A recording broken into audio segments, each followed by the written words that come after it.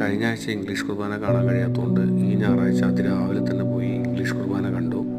കുർബാനയൊക്കെ കഴിഞ്ഞിറങ്ങിയപ്പോൾ അവിടുത്തെ യൂത്ത് പരേഡിന് റെഡിയായി നിൽക്കുന്നു. രണ്ടാമത്തെ കുർബാനയ്ക്ക് കയറുന്നതിന് മുമ്പ് അവരുടെ എന്തോ പരേഡ്.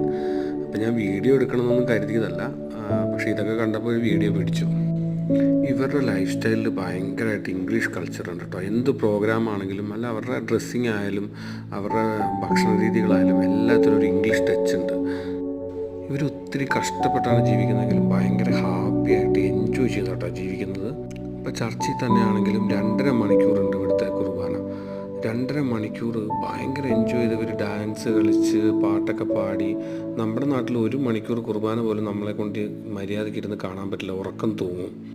പക്ഷെ ഞാൻ ഇവരുടെ കുർബാനയ്ക്ക് പോയിട്ട് 2.5 മണിക്കൂർ പോകുന്നത് അറിയുന്നതേയില്ല. എന്തായാലും ഇവരുടെ കൾച്ചറിനെ കുറിച്ചും കാര്യങ്ങളൊക്കെ ഞാൻ വിശദമായിട്ട് ഫുൾ വീഡിയോ പിന്നീട് ചെയ്യാം. അപ്പോൾ മറ്റൊരു വീഡിയോ ആയിട്ട് വീണ്ടും കാണാം.